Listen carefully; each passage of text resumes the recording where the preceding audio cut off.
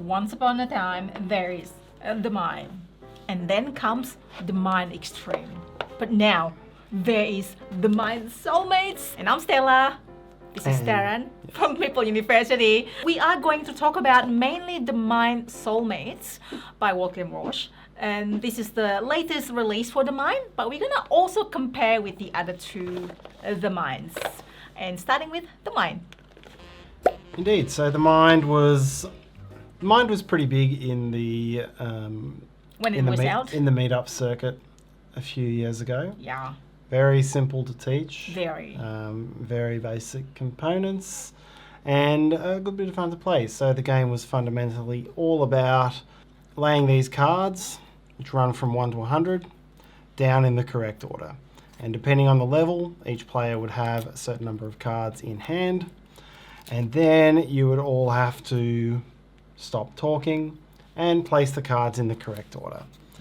And so you've seen these cards. Let's just do it now. Yeah. All right, ready and go. Go. All right, I think that one. And then it's all about Waiting. It's watching a game of chicken. No, not really. watching each other's pauses to see whether you're going to place them in the right order. Mm-hmm. Place something, or we're going to... I know. All right. Ah, okay, Yeah. sorry. So we got it wrong. Yeah. So that was what the game was all about. It was how in tune are you with each other on how much We never pause in tune. We're never in tune. Yeah, it was never a game that we were very good at. You and your brother, on the other hand. Yeah, I was think really I good. think we won it.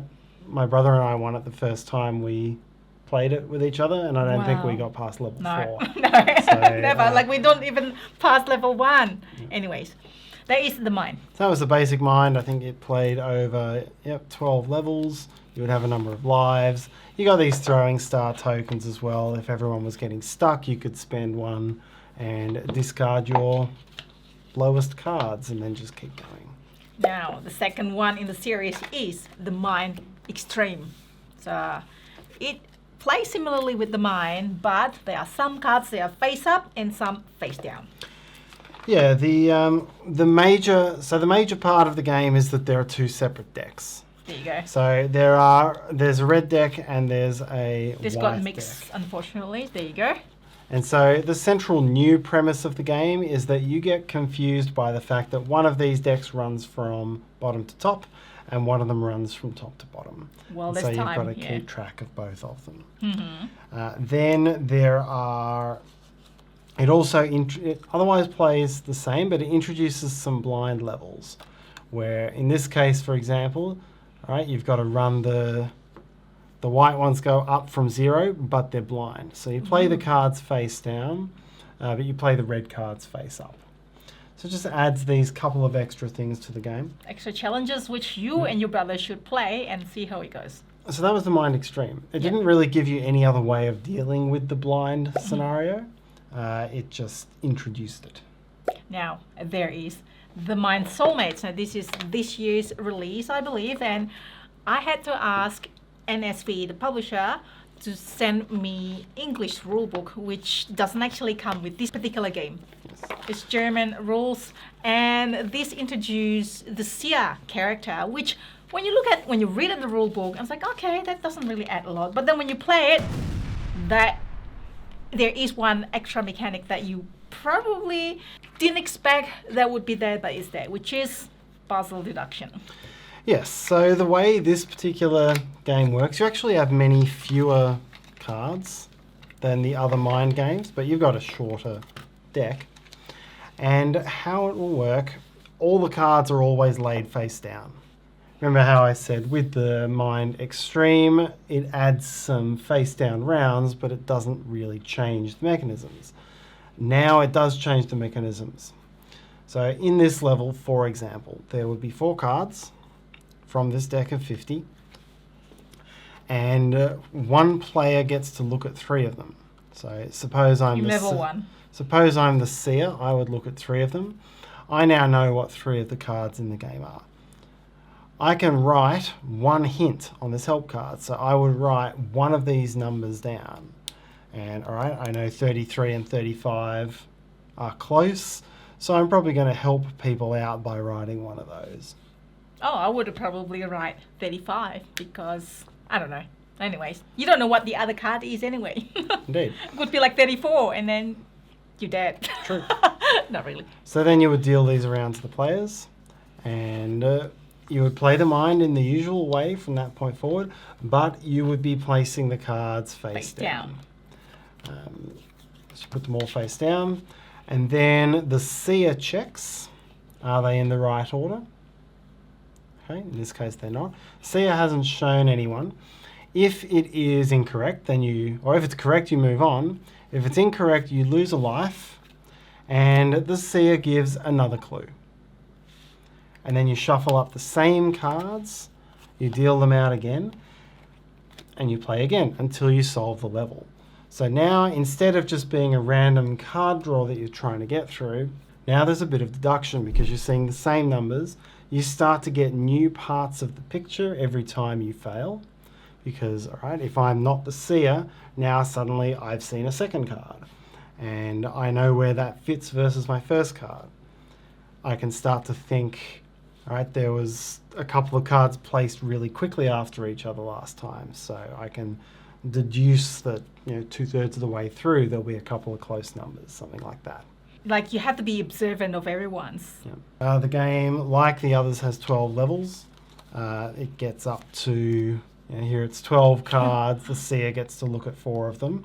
And give 2 clues. And give 2 clues. Of course, the seer will get to see all 12 after the first time around because the seer has to check. Yeah, that fundamentally is the game. There's no throwing stars anymore. So there's no way out of your current round. You just have to lay them down and work on getting them in the right order. I really like it, and I think it is. What was a real surprise to me was how different a game it was. When I first read the rules for this, I flicked through them. It's like, this is just the mind, but with someone who's seen things. It's like it's just made the mind easier. I'd kind of forgotten about the face up versus face down things. It had been a while since I played the mind. Then when you read the rules. Yeah, so I kind of went into it not really expecting very much. And it was a real revelation as we played through this game and we started trying to work out the ones that we failed at. It was really fascinating trying to figure out why people were giving certain clues and what bits of information they were getting. One of the ones that we had to do multiple times the first time we played, I remember you gave 3 clues that were numbers I'd seen and I'd worked out, and I thought... Sorry! But I thought they were being laid correctly every time because I had all this information that said, this is obviously what's going on. But no, everyone else was still making mistakes on them. So because there are different rations depending on what the C sees, and the thing is, I could not remember what I saw. It was like, okay, 5 cards. I saw 3, and then, oh no, what were those 3? That's a bit of a memory game. So as long as I focus a little bit more, then that would be okay. But when it comes to 12 cards, you only see 4. I'm like, oh no, what are those? We didn't really get to 12, but we were pretty close at that one game with 4 players, and we were surprised that we get up to 9 or something like that. That was great. It still plays with 2 players, just 1 player is the seer, so different dynamic and different sort of feels to it. All are, I think, great. A great play, it's probably my favorite as well with this. I say at one time, okay, maybe if I see number 1 to 3 or number 50, 49 and 48, I probably wouldn't give that clue if I see 1 each, because people would assume that if they have number 1 or 2 or 3, they would probably quickly play it first. Yeah. Right? Like when you see number 2, you basically play it straight away or face down.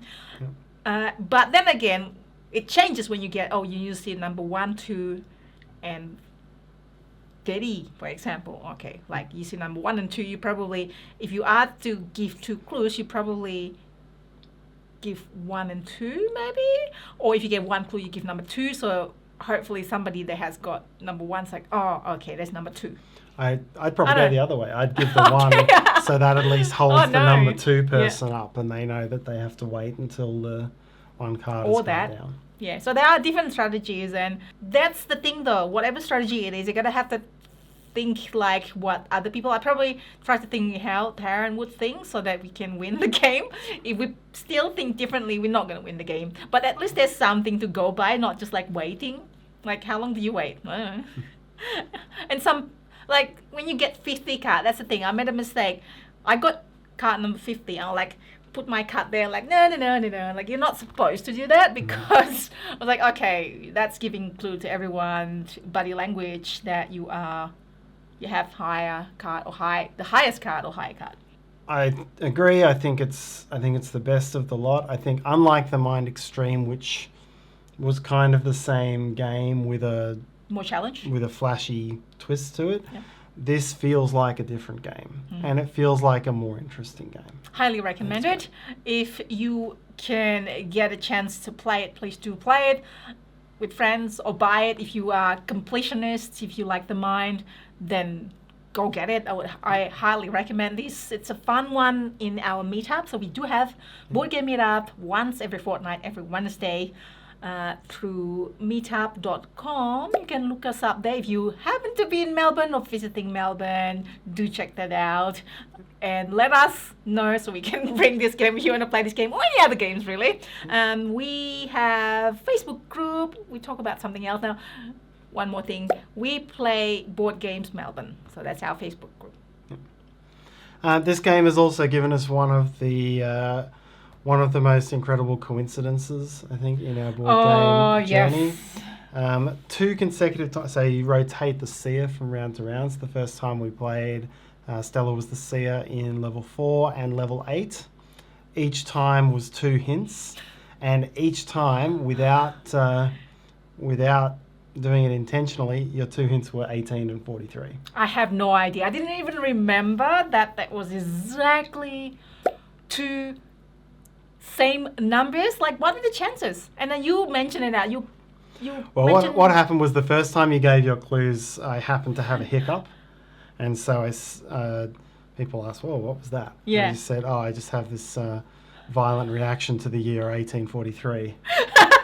And so then when 1843 came up again, of course, I just went, "Ah!" A fake as hiccup. everyone tried to work out what was going on. I was like, what? Exactly the same. Like, it's a totally coincidence. It probably means I have to buy Tuts Lotto number. That's the lottery in Australia. Number 18 and 48. 48. None of you should guess everyone at home. 18 yeah. and 48. No, don't They buy won't those. rewind and give the real number. Yeah, no. Don't buy those number. We need to buy that number. Anyhow. Yes, so highly recommend it. I would really hope that this. I mean, I think the Mind was picked up by Pandasaurus game, so I'm hoping that. Well, we got this straight away directly from NSV, and I'm hoping that maybe Pandasaurus or other distribution will distribute the Mind Soulmates. So hopefully you enjoy that. Let us know if you have played any of the Minds and what you think of it. There's also a game called Face to Face. No, it's the game. The game. Sorry, the game. And then there's a variation of Face to Face Duel. Yeah, that's a different game, which similar-ish feeling. Yeah, it's certainly a similar look. Yeah. And one of the shared designers. So Wolfgang Vosch was the designer of the Mind, but in this one he's teamed with Reinhard Stauber, who was one of the designers of the game. Yeah, there you go. So if you have enjoyed this, every single view, every single like, that would be really helpful to us. Something to do with YouTube algorithm, they say. Every single comment, so I'd like to see, love your comments to see that you're there. And subscribe if you like, it's optional. And hopefully we'll see you next time. Thanks for watching. Bye.